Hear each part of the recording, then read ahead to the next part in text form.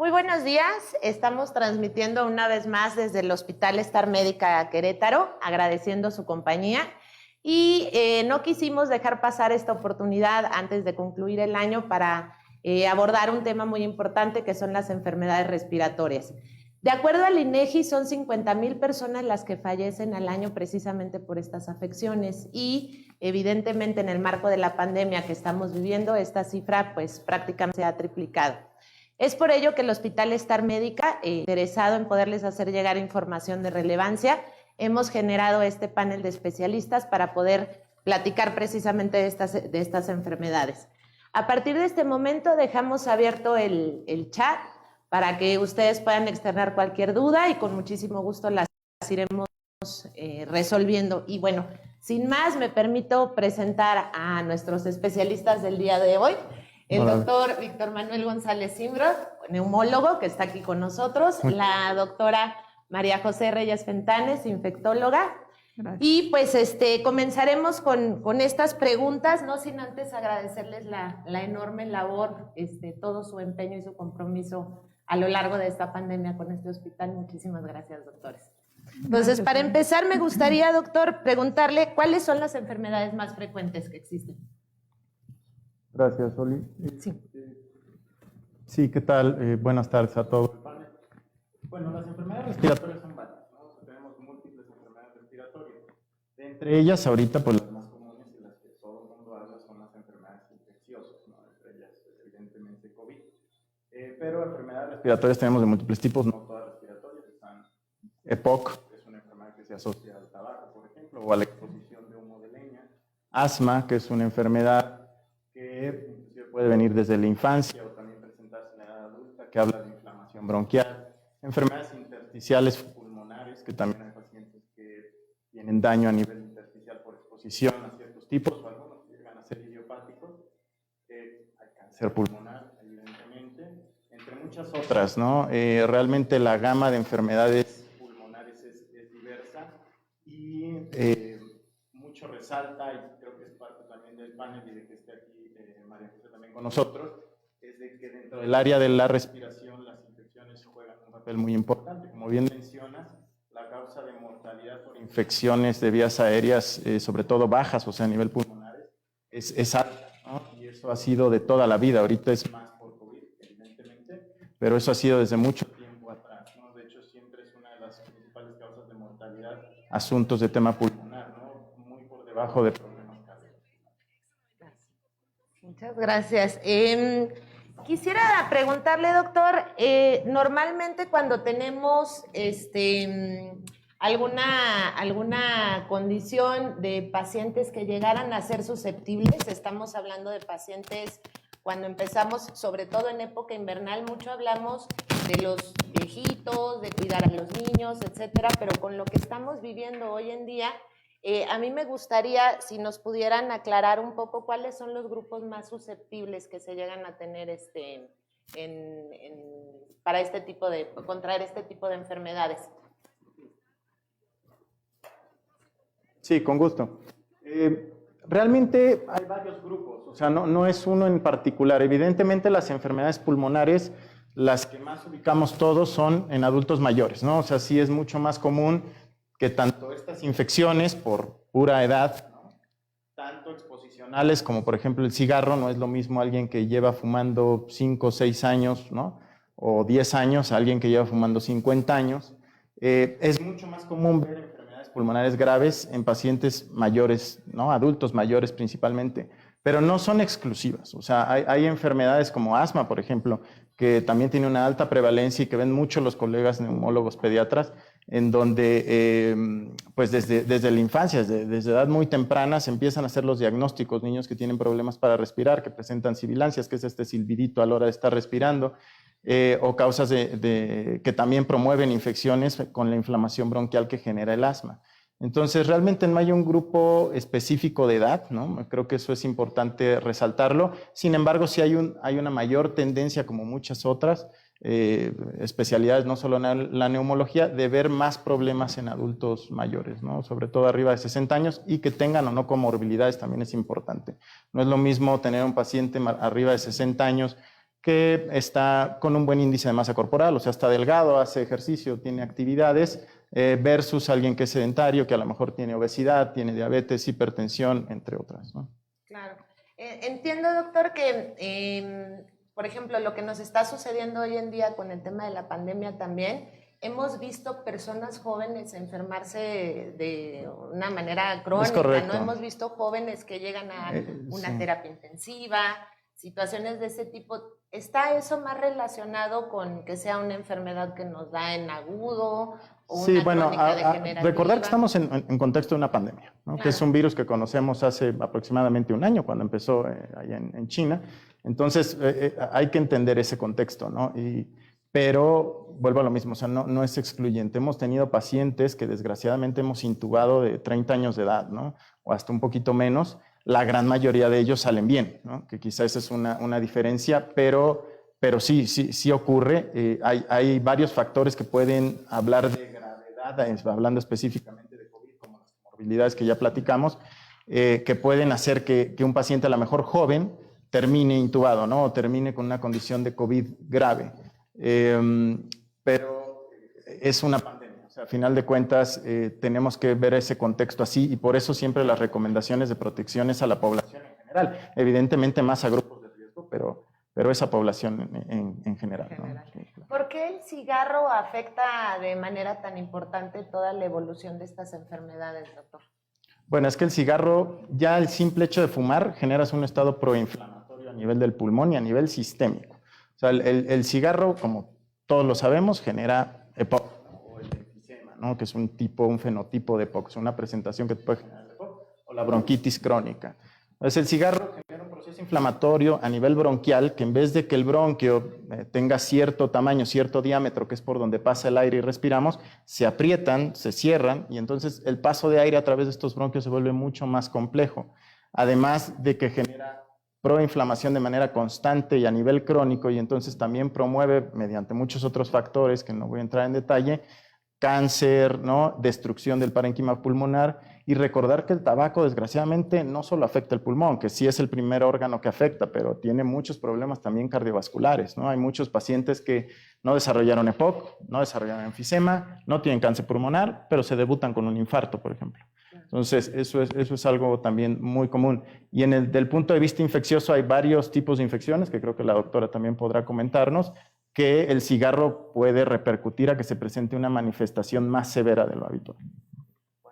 Muchas gracias. ¿Quieres comentar algo, doctora? Sí, referente a las enfermedades infecciosas, que como comentabas al principio son mucho más frecuentes en esta época, sí hay algunos factores de riesgo que cambian en la época de invierno, ¿no? Con una es el clima, o sea, el aire frío, el aire seco, se cree que tiene cierto efecto sobre nuestros mecanismos de defensa normales para defendernos de estas enfermedades.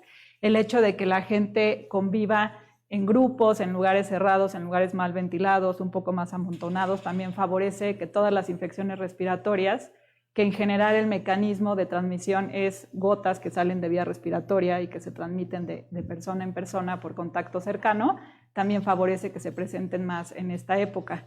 Y de ahí, de lo que preguntabas de por qué algunos pacientes tienen mayor riesgo de presentar un cuadro más grave, pues todas las enfermedades infecciosas tienen que ver un poco entre la interacción entre el agente infeccioso y el hospedero que recibe a ese agente infeccioso, ¿no? Entonces, por ejemplo, en invierno, que aumentan mucho las infecciones virales, generalmente podemos ver cuadros más complicados en personas que tienen o un sistema inmunológico inmaduro, como los niños, que además, pues en un ambiente de escuela donde es difícil controlar que no se pasen juguetes con saliva, que no coman todos con la misma mano, ¿no? Se pueden llegar a presentar cuadros de forma más frecuente y su sistema inmunológico es un poco más inmaduro y podrían tener más complicaciones.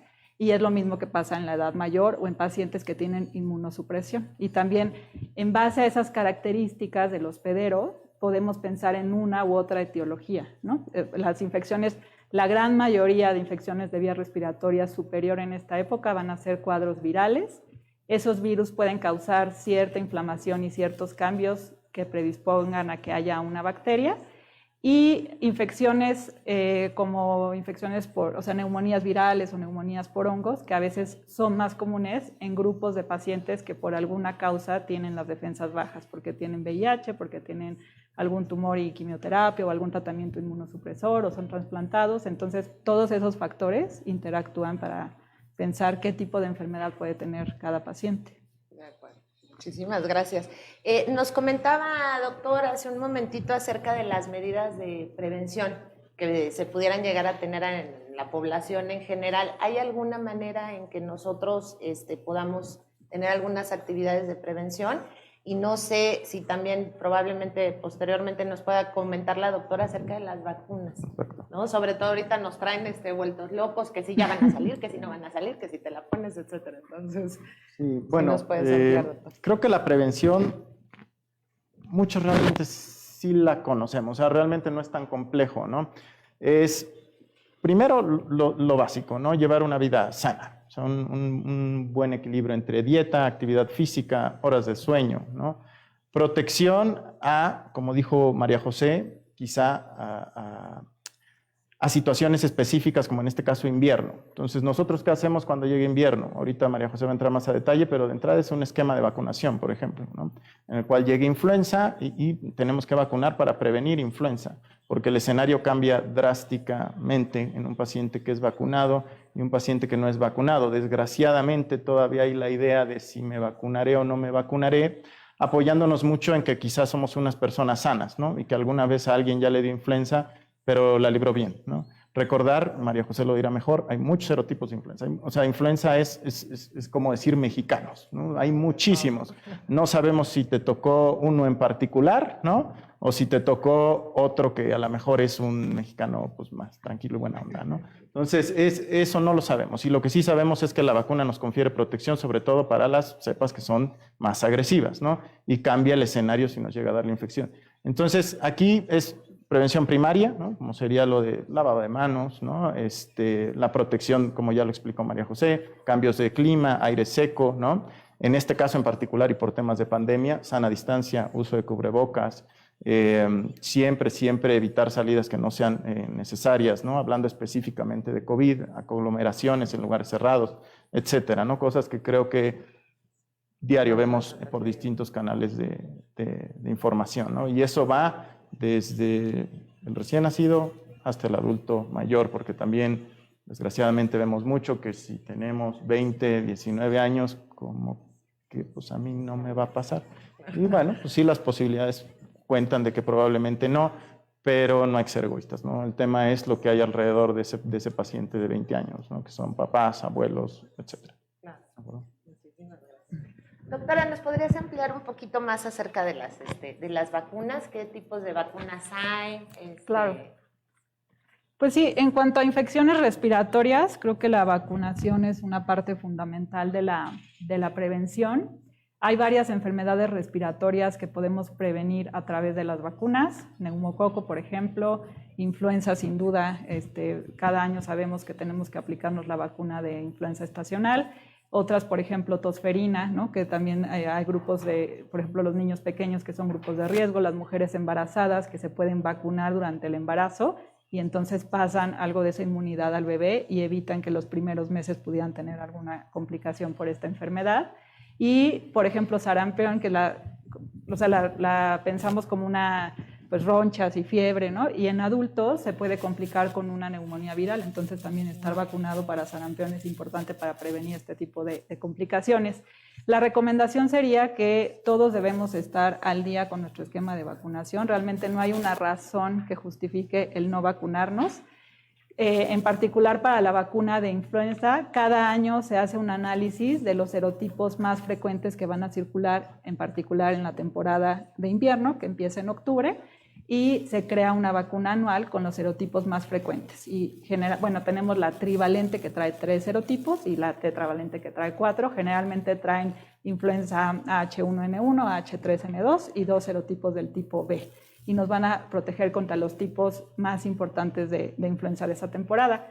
También es importante saber que las vacunas me protegen de 2 formas. Una es Si me expongo a la gente y no adquiero la infección, y entonces si no la adquiero tampoco la transmito, o si me expongo a la gente, adquiero la infección, pero tengo un cuadro leve y no tengo un cuadro grave que me complique, que me lleve al hospital, por ejemplo, en influenza, ¿no? A lo mejor nos hemos vacunado otro año y decimos, de todos modos me dio influenza aunque me vacuné, sí, pero no te complicaste, no acabaste en el hospital, no acabaste con una neumonía por influenza, entonces es importante saber eso.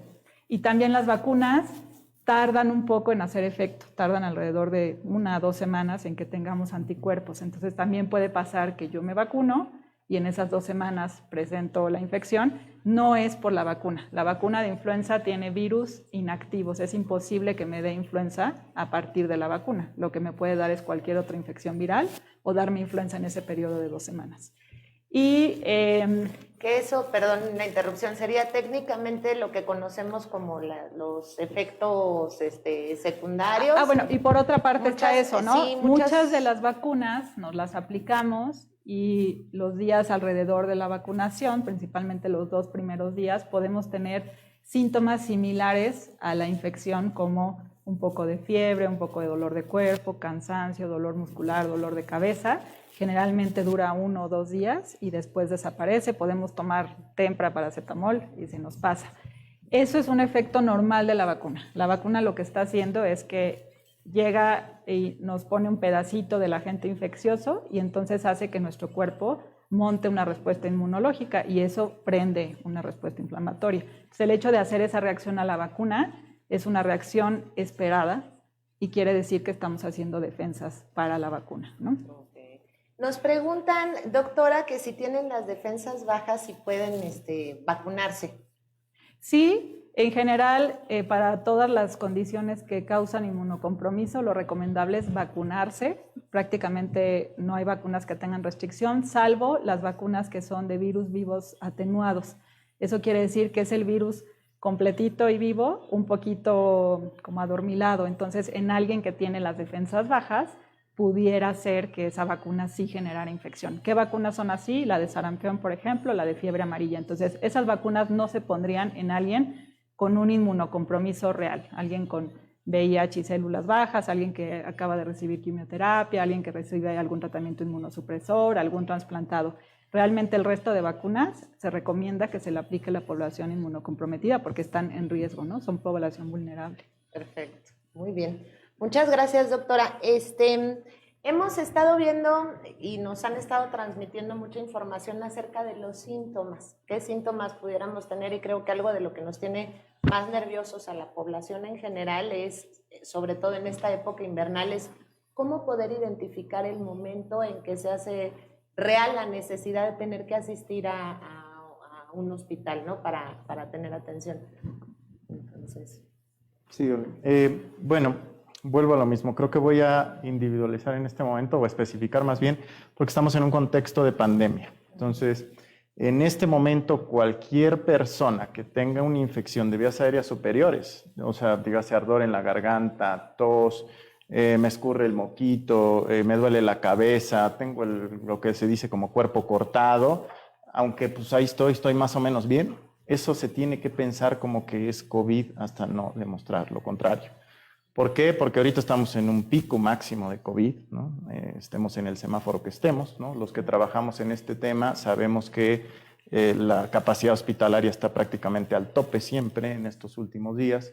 Entonces, todos estos casos que pueden ser leves, tampoco estoy diciendo que hay que alarmarse, porque la mayoría de los casos de COVID, de verdad que eso es maravilloso, tienden a ser casos leves, tienden a ser casos que se pueden tratar en casa y no hay necesidad de alarma. Sin embargo, sí se tiene que pensar como un posible COVID. ¿Y por qué lo menciono así? Porque no es lo mismo que ese paciente, que puede ser un caso leve, puede estar en su domicilio, aislado, habiéndose hecho la prueba.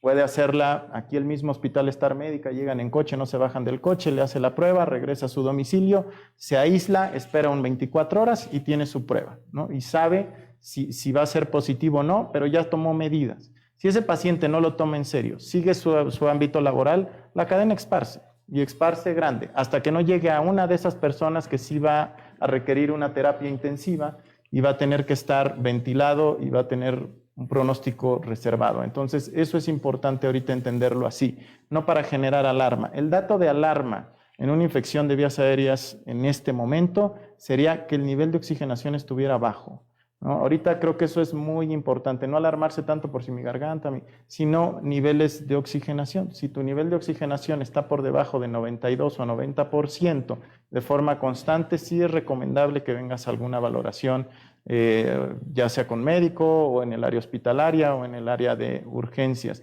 Pero si no es así, puedes localizar a tu médico de confianza, ¿no? Tener a lo mejor, tomarse la prueba y llevar un seguimiento de forma externa. Insisto, esta respuesta es individualizada a los tiempos actuales, ¿no? Que Sí, creo que es claro. lo más útil para todos. Claro, sí, que es uno de los puntos que siento yo que vamos a empezar a enfrentar también el incremento de la incidencia en la influenza, que pues nos pasa a todas las épocas invernales, y creo que pues ese tema de que estamos un poco psicotizados, por así decirlo, estar muy al pendiente, es importante el poderlo identificar.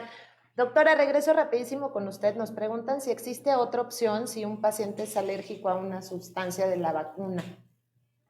Supongo yo, lo que nos están queriendo decir es si tienen alguna alergia en particular. Existen varios tipos de vacunas que protejan contra el neumococo, contra la influenza, etcétera.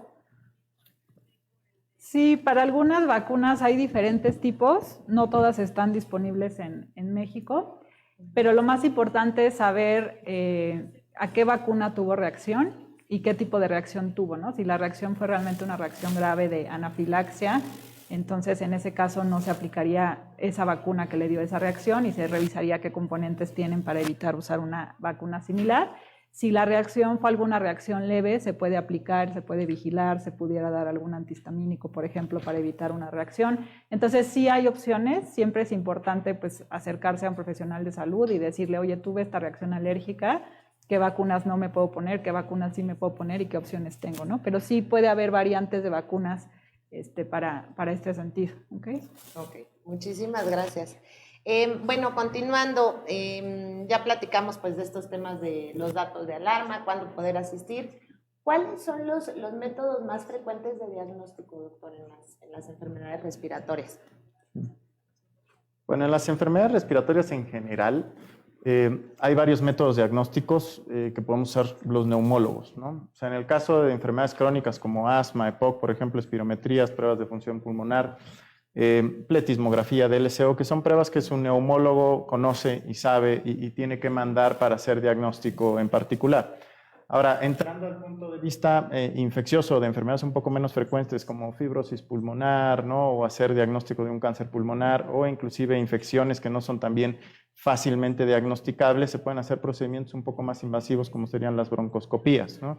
Que es un procedimiento similar a lo que hacen los gastroenterólogos, ¿no? Entra una camarita por un tubito a través de la boca o la nariz, pero va a nivel del bronquio y va por la tubería del bronquio, que así le digo yo para que lo entiendan, y ahí llegas a la sección que quieres trabajar, ¿no? Ya sea que tomes biopsia, que hagas un lavado, recuperas la muestra, y eso a los infectólogos, no me dejará mentir, les sirve también mucho, ¿no? Si una neumonía no están logrando identificar una neumonía bacteriana de dónde viene el bicho, no es lo mismo sacar a lo mejor una flemita de la boca a ir directamente a tomarla allá, ¿no? Entonces, hay varios métodos diagnósticos y actualmente, evidentemente, el tema infeccioso hay varios. Hay paneles que detectan PCR, cadenas digamos, de ADN, que se toman con hisopados nasales, parecido a lo de influenza, donde viene una cadena múltiple de microorganismos, tanto bacterias como virus. Actualmente para COVID hay varias pruebas, ¿no? Creo que después lo vamos a comentar, hay varias pruebas que nos sirven para saber si este paciente tuvo COVID, tiene COVID activo, hay una que es el gold estándar en particular, ¿no? Lo de la PCR. Entonces, sí tenemos una amplia gama, ¿no? Que tenemos aquí en el hospital la gran ventaja de contar con todas ellas y nos permite en ese aspecto laborar de mejor forma, porque sí, actualmente hay mucho en redes sociales, digo, aprovechando que lo estamos usando ahorita, que hazte este test, ¿no? A ver, sopla fuerte, y si soplas fuerte no tienes COVID. Recordar que hay COVID asintomáticos, recordar que hay COVID que ven los colegas otorrinos que nada más tienen escurrimiento nasal. Entonces, el diagnóstico es con prueba, no es con ningún test que vaya, ¿no? A través de que me dijo el amigo del primo, ¿no? Muy bien. Doctora, ¿nos puedes comentar un poco acerca de las pruebas de COVID, precisamente las diferencias que Existen actualmente nosotros actualmente nosotros en el Hospital Star Médica estamos ofreciendo 4 tipos de pruebas distintos y entiendo que pues, se van especializando, etcétera, pero de repente es tanta la información que recibimos que ya como población general se nos hace difícil poder identificar. Incluso nos llega a suceder que se presenta el paciente y dice, pues no sé ni qué prueba me tienen que hacer, ¿no? Entonces, ¿nos podrías ampliar un poco acerca de la información, en qué casos se tienen que tomar, etcétera? Sí, claro. Bueno, primero importante recalcar esto que dice Víctor Manuel. Muy importante, ningún dato clínico me va a decir si es coronavirus o no es coronavirus. O sea, en este contexto ahorita cualquier síntoma respiratorio, por muy leve que parezca, debemos de pensar en coronavirus y la única forma de saber si es o no es hacer una prueba. Para escoger una prueba debemos de pensar qué estoy buscando en este paciente. ¿Quiero hacer diagnóstico? ¿Cuánto tiempo lleva de síntomas? ¿No? ¿Va en la primera fase de la infección o ya va un poquito más avanzado? O lo que quiero saber es quién ya estuvo expuesto al virus y desarrolló anticuerpos. Entonces tenemos 3 grupos principales de pruebas. La PCR en hisopado nasal, esto lo que se hace es que se toma una muestra de hisopado nasal o nasofaríngeo o de cavidad oral y se busca material genético del virus, se hace una técnica donde se aumenta, digamos, la cantidad de material genético para lograrlo detectar y si la prueba es positiva, lo que detecta es que el virus en ese momento está presente a nivel de nasofaringe y sirve para identificar infecciones activas. Más o menos esperamos que esté positiva desde 2 o 3 días antes de que los pacientes presentan síntomas y puede llegar a estar positiva varios días después, ¿no? Hay casos reportados hasta 90 días después, pero en general está 2 días antes y más o menos hasta 14 días después de que empiezan los pacientes con síntomas. Y esta es la prueba que se considera la prueba de oro para hacer el diagnóstico, en la que basamos todas las demás.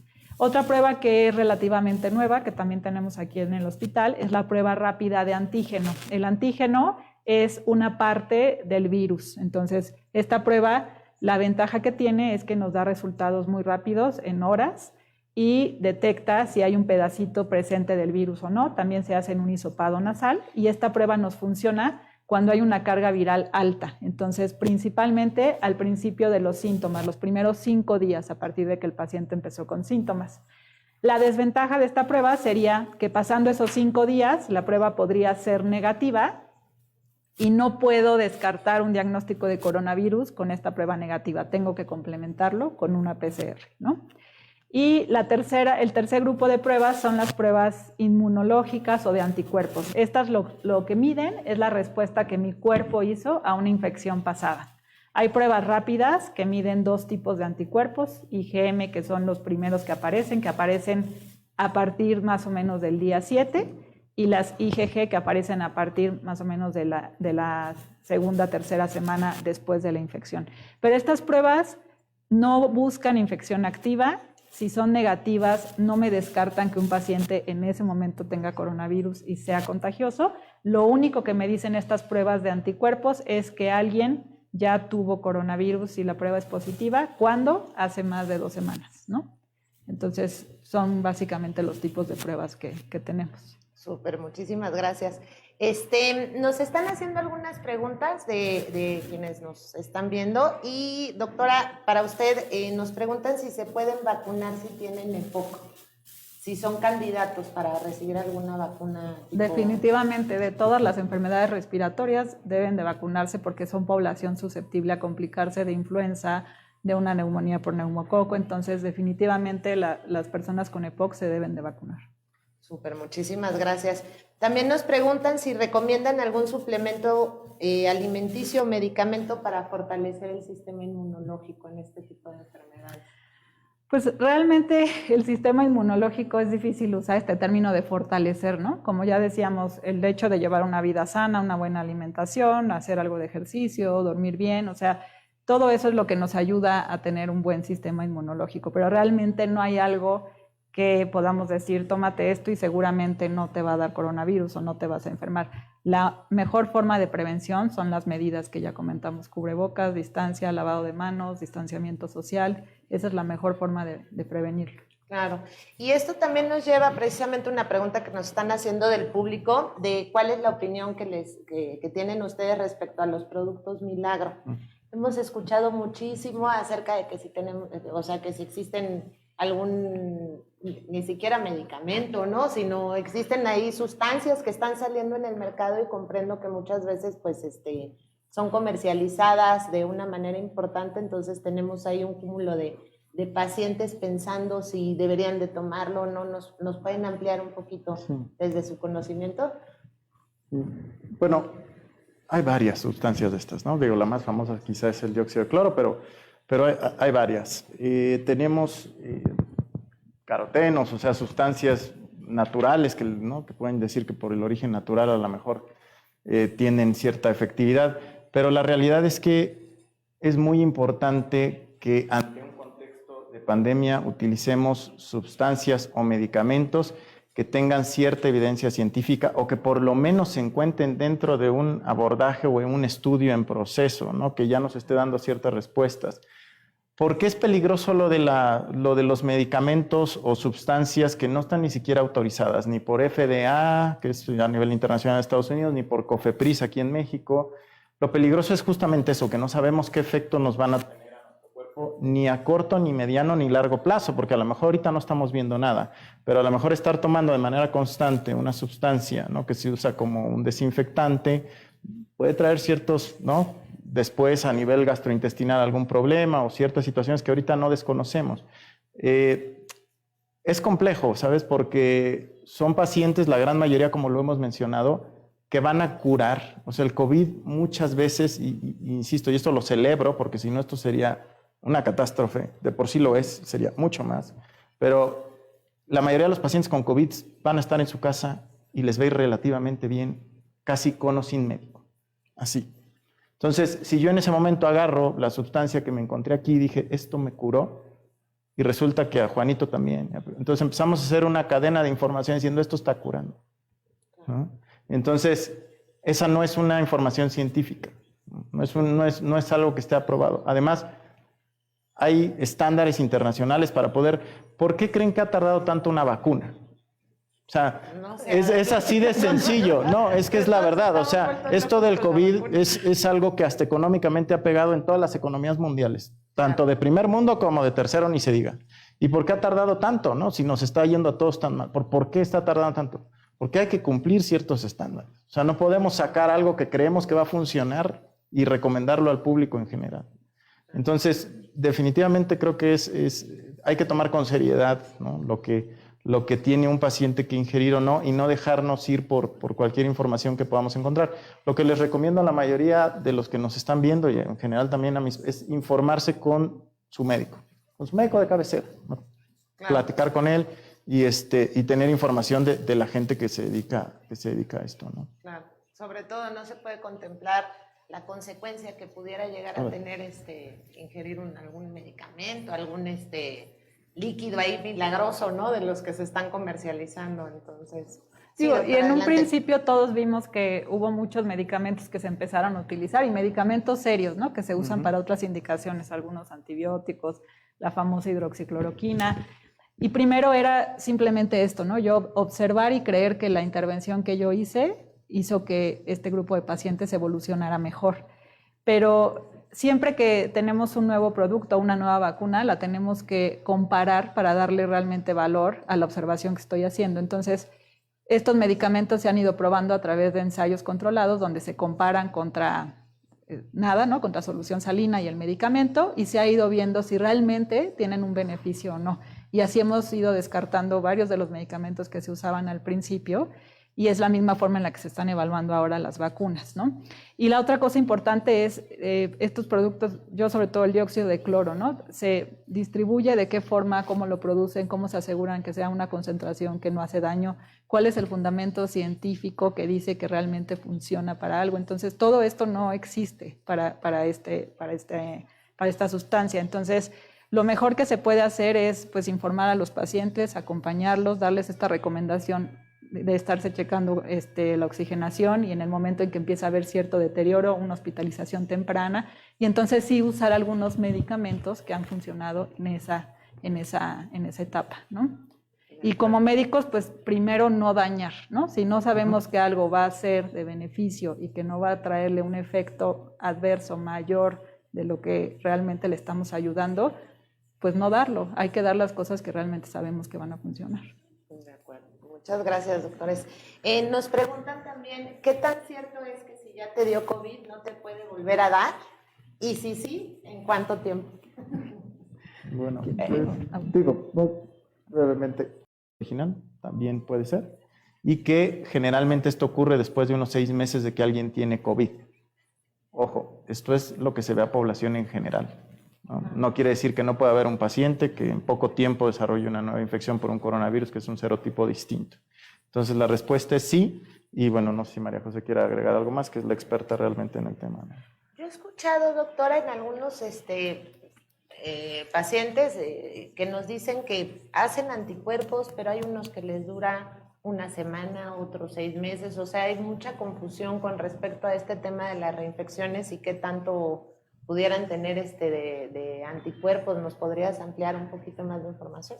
Sí, pues digo, cuando nos exponemos a una infección así, tenemos 2 tipos de inmunidad, la inmunidad humoral o de anticuerpos y la inmunidad celular, ¿no? Que por células del sistema inmune. Generalmente, lo que creemos con este virus, que además pues vamos conociendo poco a poco, llevamos 12 meses, ¿no? Entonces muchas cosas las vamos a ir aprendiendo sobre el tiempo. Lo que creemos es que una vez que nos infectamos, mientras más fuerte o más grave sea el cuadro, es más probable que hagamos una respuesta inmune un poco más robusta, o sea, mayor título de anticuerpos, y que estos anticuerpos pudieran durar un poco más de tiempo.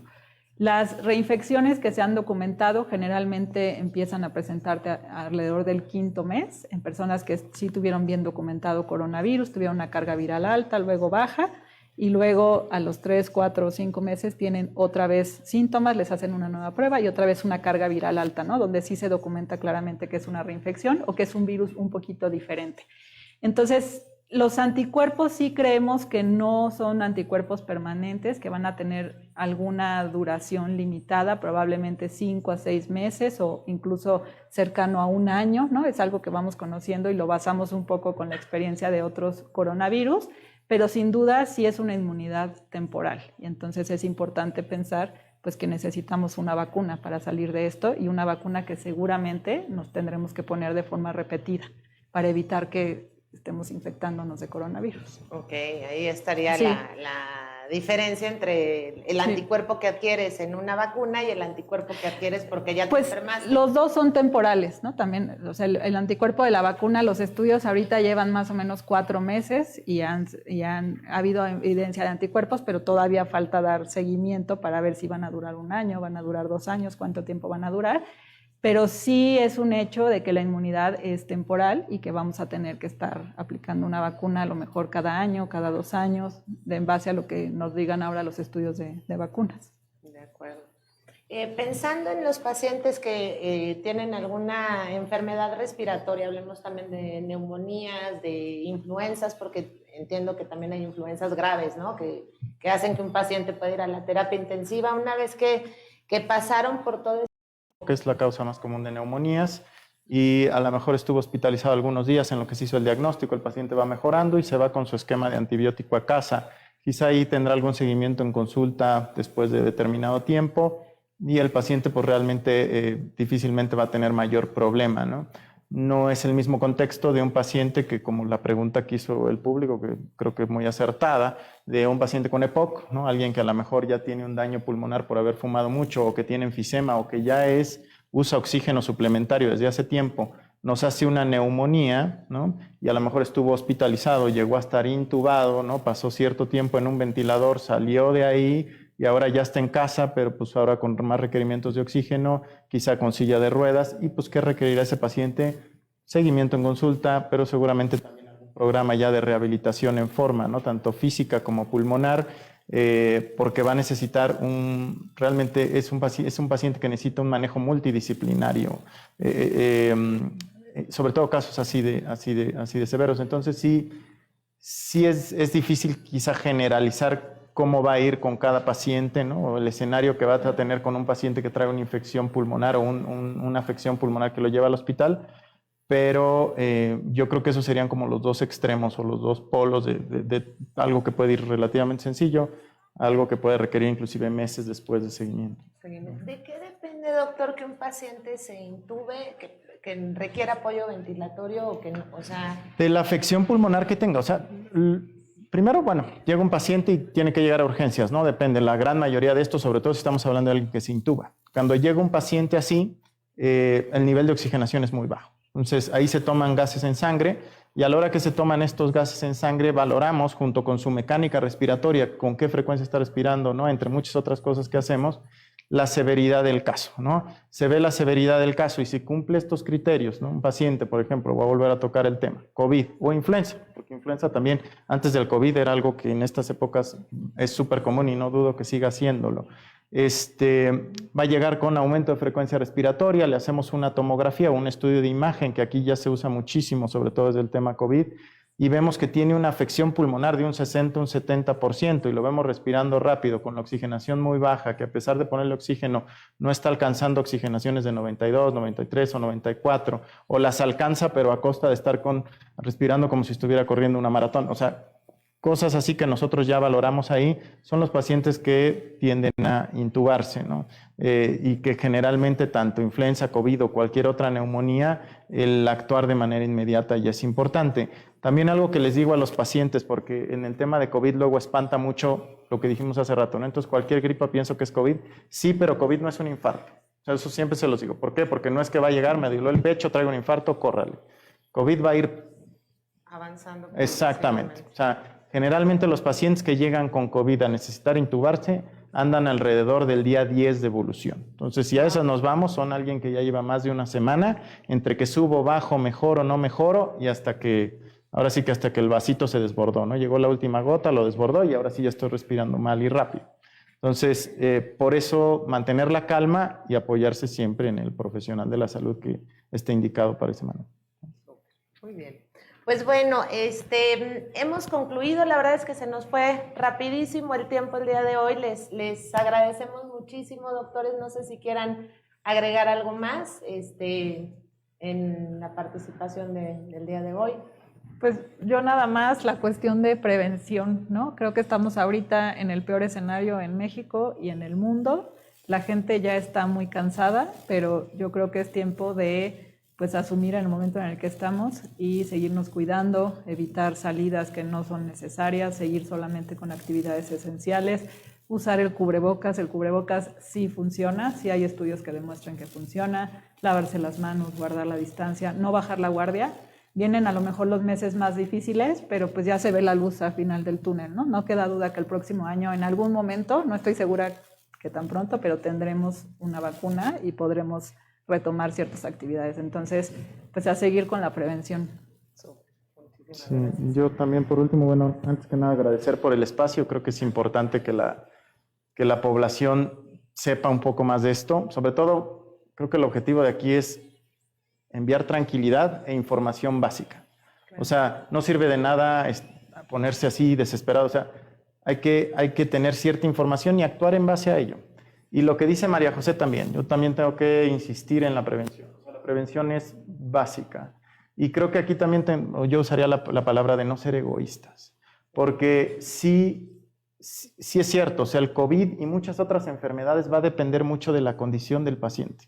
Ojo, no siempre, ya hablamos, ¿no? Hemos tenido intubados de 30 años de edad, 20 años de edad. Pero la gran mayoría de las veces ellos o no van a tener síntomas o van a tener muy pocos. Pero por eso insistir de que ahorita si alguien tiene síntomas, mejor chéquese. No porque se espanten, no, vengan, háganse una prueba, no tienen ni que bajar del coche. No, aquí está. Claro. Entonces, se la hacen y ya saben si van a proteger o no a sus familiares. Vienen épocas ahorita donde pues, vamos a querer estar con nuestra familia. Entonces, tenemos que estar seguros de qué condiciones estamos, no hacer reuniones grandes.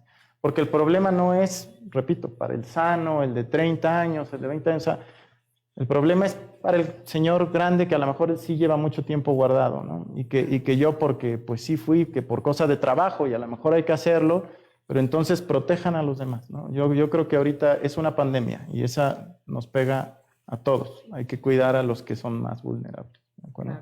Muchísimas gracias, doctores. Les agradecemos muchísimo. Reiteramos el enorme agradecimiento que tenemos en particular con ustedes dos, que han sido nuestro estandarte y han estado valientemente al frente de esta batalla por tantos pacientes egresados de manera exitosa en este hospital.